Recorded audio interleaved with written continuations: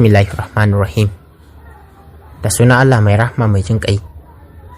Mata maza kashi na 25. Tun kafin jirgin sa Aryan ya sauka ƙasar mu ta yiwa wato Najeriya, manya-manyan motoci na alfarma kuma ƙasaitaccu suke ta faman jiran sa a airport ɗin. Ko da suka sauka, kai tsaye Aryan tare da sojojin shi masu bashi kariya suka tunkari wani gungun motoci. Yana zuwa sojojin suka buɗe mishi ya shiga.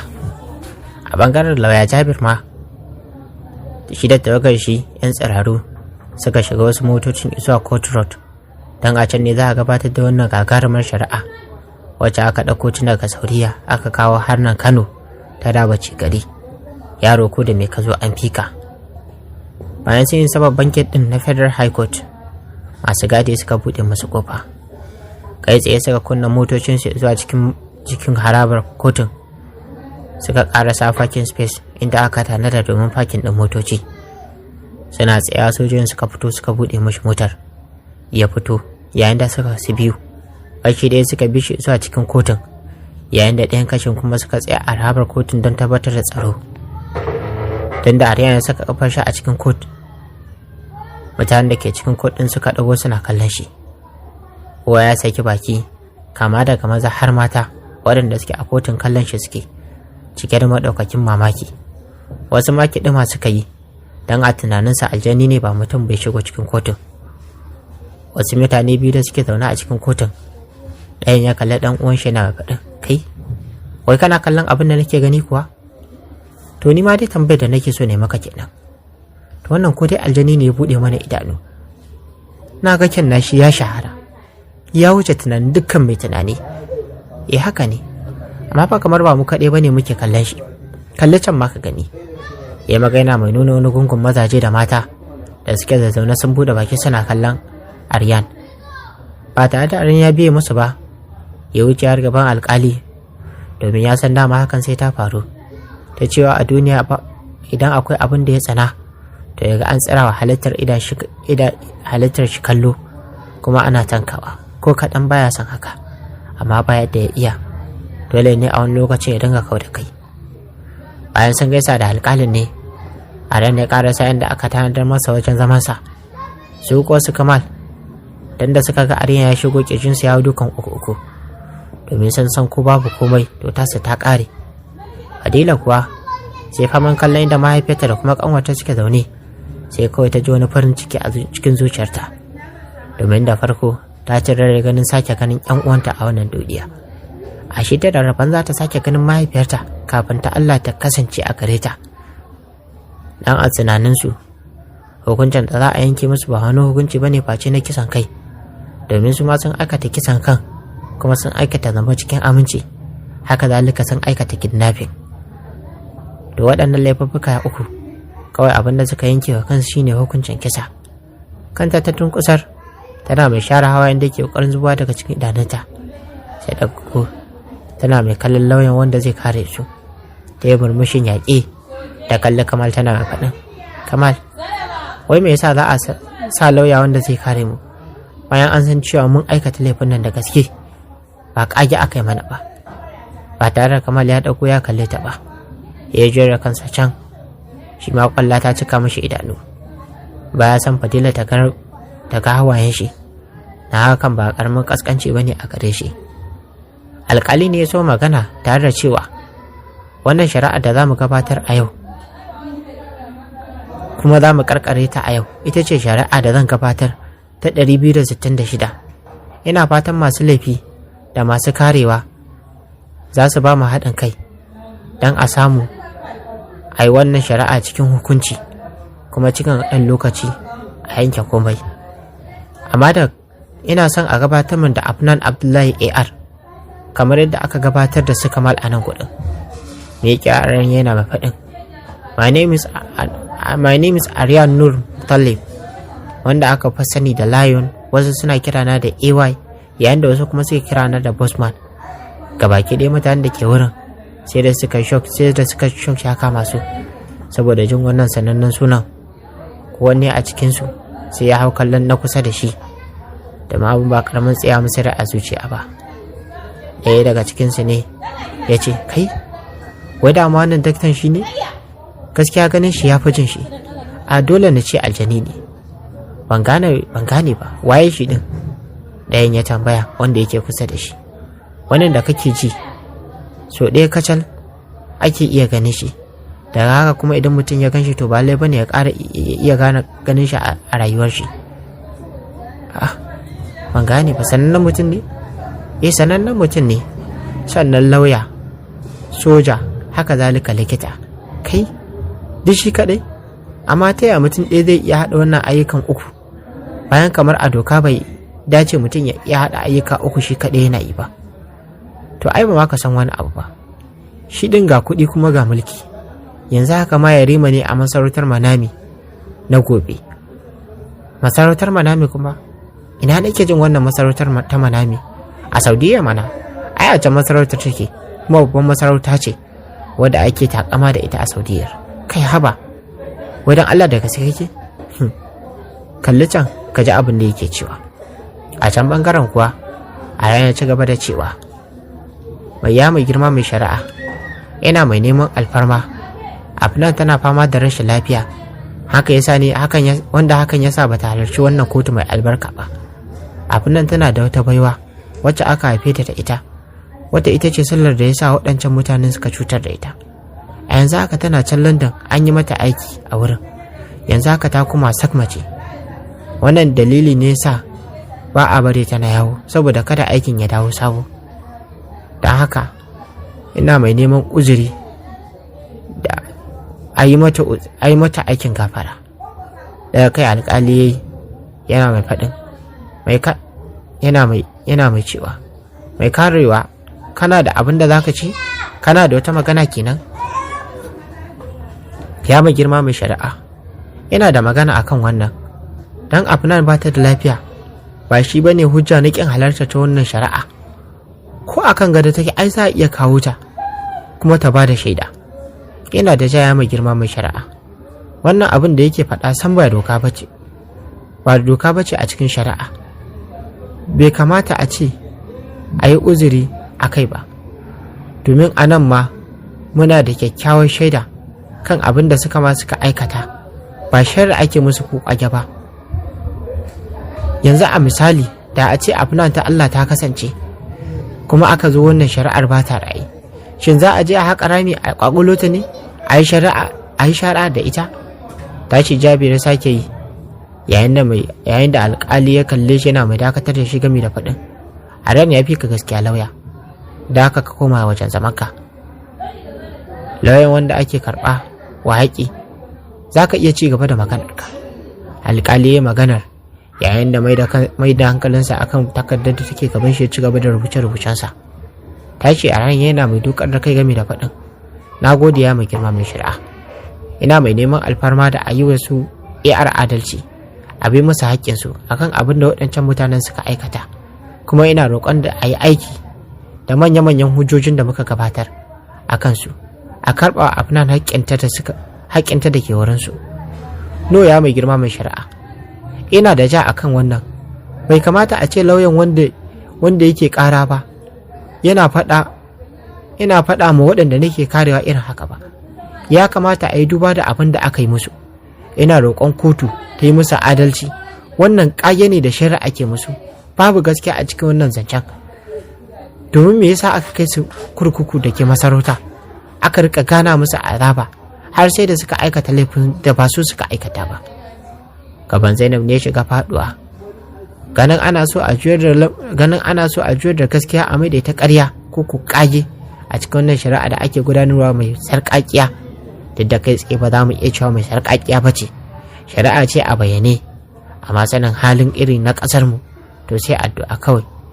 Lauyan wanda ake tuhuma ne ya ci gaba da cewa, idan baka yarda ba zan iya gabatar da nima sahihiyar hujjata. Daga kai alƙali yana mai faɗin, an baka dama ka gabatar da hujjar taka. Ta taki Jabir har zuwa inda suka ma suke. Yana ƙara saba yi wata ba, ya kama riga kamar ya ɗage. Sai ga shatin bulalai har ma da kuta a cikin shi. Abin babu kyan gani. Ya daga baki yana mai faɗin, ya mai shari'a, ina son a yi duba da irin wannan rashin adalcin da aka yi musu. A koro wannan ƙara sannan a bi musu haƙi ya ɓata musu suna da akai. Objection my lord. Ya mai shari'a, hakika wannan magana ba ƙage ba ce, ba ƙarya ba ce. Ina roƙon wannan kotu mai alfarma da ta bani dama na kawo hujjojina na gaba. An baka. Mai shari'a ya faɗa yana mai ci gaba da rubuce-rubucen da yake yi. Aryan ne ya fara takawa zuwa bakin kofar fita daga cikin kotun, sannan ya ce, a shigo min da su. Ba tare da ɓata lokaci ba, sai gashi an shigo da mutum 4. Ko da Kamal ya daga ido ya kalli sojojin, sai farkar shi ta cika da tsoro, domin ba su kowa ya gani ba ce su Jagwa. Dukkaninsu su 4 an caccanza musu halitta saboda yadda aka yi musu dukan tsiya. Cikin ɗaukakin mamaki da kaduwa, Kamal ya ce, Jagwa, me ya kawo ku nan? Ce aka yi wannan mutumin ya kanku? Ya magana a ruɗe. Ta saki sojojin suka yi har izuwa ɗan bayan kantan da ake adana masu laifi. Aryan ya kalle su ya ce, mai shari'a, waɗannan su ne abokanan Kamal, waɗanda aka haɗa baki da su aka sha'i'ar da kuma iyalansa. Sannan Aryan ya ƙara da cewa, ga su nan. Sannan ya kalli Jagwa ya ce da shi, ina son ka sanarwa da mutanen da ke cikin wannan kotun yadda aka yi kuka yi wannan kisan kan. Cikin tashi hankali Jagwa ya kalli Kamal. Zuciyar shi na dukan tara ya fara magana. Tabbas zan bayyana gaskiyar abin da na sani game da wannan kisa da muka yi. Wannan mutumin shine wanda ya kawo shawara a kashe Arif da iyalansa kawai saboda son zuciyar ci. Jagwa ya ci gaba da cewa, sannan shine ya ba da shawarar mu cire birkin motar Arif, wanda shine dalilin da ya sa suka aziyan suka mutu ka baki ɗayansu. Sannan ya haɗa baki da wacce matar, ya yi magana yana mai nuna Fadila. Ya ce, suka ɗauki Afnan saboda za su yi wani aiki da ita wanda za su dinga samun kuɗi da ita. Cikin natsuwa Aryan ɗin ya kalle shi, sannan ya fara magana. Ina son ka zake ka faɗa mana dukkan abin da ka sani. Menene abin da su za su yi da Afnan ɗin samu kuɗi? Kallon shi yayi cikin tsananin tsoro da fargaba ya ce, sun bar ta a raye ne saboda Fadila tana amfani da ita wajen biyan bukatarta. Shi kuma Kamal ya ce zai fara safaran mata, to ta kan Afnan zai fara don ya gaya harkar tana ci. Ina da magana ya mai girma mai shari'a. Lauyan wanda ya kawo ƙara yana amfani da kalamai wajen cusa ma waɗanda nake karewa a baki. Lauyan ya magana yana ina sai kuma ya ce, ya mai girma mai shari'a, ina son a yi watsi da shaidun da ya kawo, domin su ma dole aka yi musu ta hanyar yi musu duka da kuma azaba, yasa suka zo suna faɗar waɗannan maganganun. Ina da jaya mai girma mai shari'a. Wannan magana ita ce gaskiya. Jagwal kake ko wane ne sunanka? Ana ya tambaye shi. Daga mashi kai Jagwal yayi yana mai faɗin, to ina mahaifiyar Kamal ɗin take? Kuka Jagwal ya fashe da shi kamar wani ƙaramin yaro. Sai daga bisani sassauta yana mai faɗin, sakamakon cin amanar da Kamal yayi, ya gudu da kuɗaɗe bayan mun gama aiki tare. Yasa muka je muka yi wa mahaifiyar tashi barazana akan in dai har bai dawo ba to za mu kashe ta. Saboda ta ce za ta tuna mana asiri ne, shi yasa mu kuma muka kashe ta.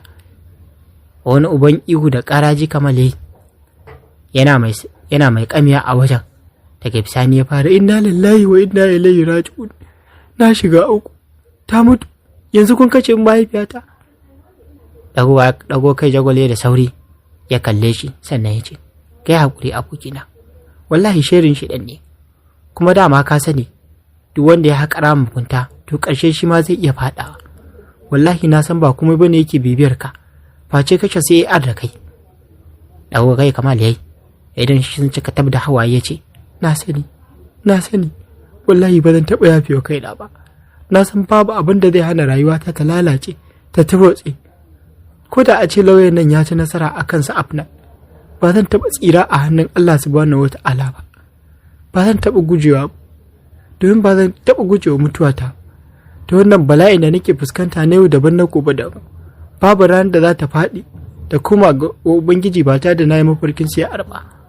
Wani irin tashi hankali ne wani? Zunubin da na aikata mai girma ne. Kullum barazanar kashe ne yake. Na sani, na aikata ba daidai ba. Na cuci kai, na cuci kuma ƙaramar yarinya da ta kasance baiwar Allah. Na lillahi wa inna ilaihi raji'un. Ya Allah ka yafe mu. Ya Allah, Allah ina neman yafiya a wajenka. ko da a ce yawa bai gurfanar da ni a kotu, na san dole zan kawo kaina kuma na fallasa dukkan abin da daɗe na ɓoyewa. Dan Allah na roƙe ku yi gaggawar yanke min hukunci, ko da zan samu sassauci da salama a wajen Ubangiji. Kamal ya ƙara sai magana yana mafasha da kuka. Ita ma Fadila fashewa ta yi da wani matsanancin kuka. Ta ɗago da idanta tana mai kallon mutanen da ke wajen, hawa yana shattata daga cikin idanta ta ce, duk da ban san wani irin kallo da wani ido zan kalli iyayena da ƴan uwana ba, akan su yafe min. Ina roƙon mutanen da ke wurin nan da ma waɗanda za su ji labari a nan gaba, ina son ku taya neman afuwa a wajen iyayena. Wallahi na san na aikata ba daidai ba, ni a matsayin mace kuma musulma na aikata abin da bai kamata ba. Na cutar da yarinyar nan wadda bata ci ba bata gani ba. Dan Allah umma ku yafe min, ina roƙon Allah shi ma ya yafe min. Ta ma Fadilan kuka take yi har da sai ya sheka. Mutanen da ke cikin kotun kowanne sai da fuskar ta cika da kwalla. Umma kuwa kankami zai ta yi sai faman zubar da hawaye take yi. Ita ma zai din kankama take da umma, sai faman zubar da hawaye suke a cikinsa, an rasa wadda zai rashi wata. Aryan ne ya kalla alƙalin ya ce, ya mai girma mai shari'a, ka ji da bakin su yadda suka amsa laifin da suka aikata, to da haka ba shari'a kai masu ba. Da haka ina son wannan kotu mai alfarma da adalci da ta dubi wannan lamarin da idan basira, da kuma yankewa Kamal da Fadila hukuncin daidai da abin da suka aikata. Alƙali ne ya ɗago kai bayan ya gama rubuce-rubucen shi, ya kalli Jabir ya ce, lauya mai kariya, kana da abin cewa game da hujjojin da aka kawo yanzu? Ya mai girma mai shari'a, ban da wata magana wadda zan ƙara yi akan haka, tunda su waɗanda nake karewa sai riga da sun amsa laifinsu. To don haka kotu sai ta yi hukunci daidai da abin da suka aikata. Na gode. Daga haka Jabir ya zauna akan kujerar shi. Shirorin ya ɗauka sai har zuwa 'yan wasu daƙiƙo kafin da bisani alƙali ya ɗago da kai ya ce, to alhamdulillahi, a madadin ƙwararren hujjoji da aka bayar da kuma Kamal da suka gabatar da cewa su ne suka aikata wannan aika-aika na rashin adalci da kuma rashin tausayi, ina roƙon waɗannan mutane da su tattaro dukkan filaye, takaddun filaye da kuma kamfanoni har ma da gidajen AR su dawo da shi a kotu ko da su.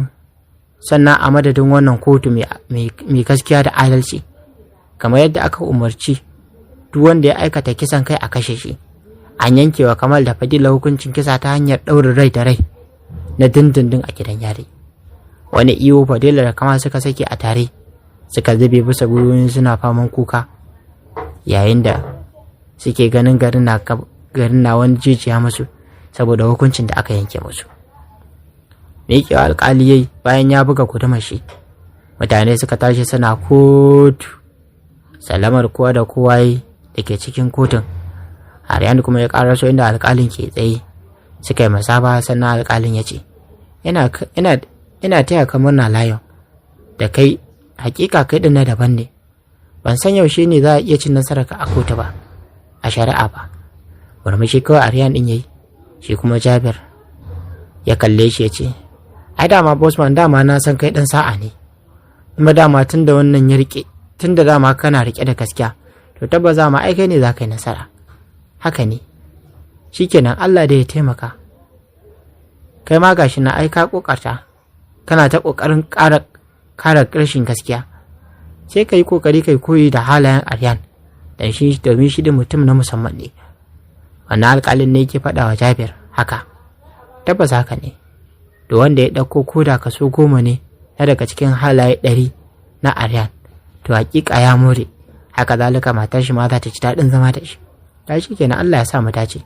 Sannan hankali mutane suka fara fita daga cikin kotun ɗaya bayan ɗaya, sai dai rage daga Kamal sai Fadila, sai kuma jami'an tsaro wanda za su tafi domin rataye su.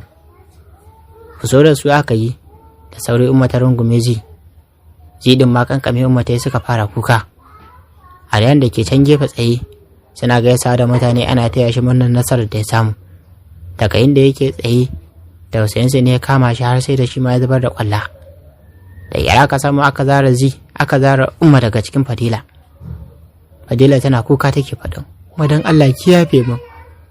Kallanta Umma tai tana kuka ta ce na yafe miki Fadila, Allah ya yafe mana baki ɗaya. Haka suna je suna gani aka saka su a mota. Sai Umma suna je suna gani aka tafi da Kamal da ita Fadila. Har motar ta kurewa ganin suka daina kananta. Koma zai ta inda ta hango Aryan tana mai faɗin, dan Allah dan annabawan Allah ina Afnan take. Cewa Aryan yayi a sanye yana mai kallon ta yace, ke cewa shiru zai ta ba tare ta ce da shi komai ba. Haka yasa Aryan ya juya ci gaba da abin da yake yi. Kallon sa ta sake yi a karo na biyu ta ce, dan Allah ina Afnan bawan Allah, dan Allah ka faɗa min, ka taimaka. Ba san inda take ba.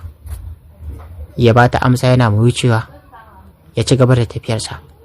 Binsa ta yi da sauri, tana mai janyo rigar shi, tana mai ci gaba da yi mashi magana. Take ko wani soja ya sharara mata mari. A gigice zai take, inna lillahi wa inna ilaihi raji'un. Mene maka? Shin yadda wannan sojan ya mare ta ne yasa Aryan ya dakatar da shi na faɗin, me zaki yi wa Afnan din? Hada hannayenta ta gaba ɗaya, tana mai roƙonsa gami da faɗin, dan girman Allah ka taimaka mu. Ko da ba za ka kai ni wurin ta a matsayin ƙawarta kuma aminiyarta ba, ina son ka kai ni a madadin Anti Fadila, domin na nema musu yafiya ko da ran zai samu salama. Ciwo Aryan ya kalle ta, sannan ya kalli Umma wadda take tsaye kamar gunki a waje ɗaya. Sannan ya ce da sojojin, ku ɗauki Umma kai ta kuma da ita gida, sannan ita kuma kai Fahad ka ɗauki yarinyar nan kai ta London gidan momina, ka ce a haɗa ta da Afnan.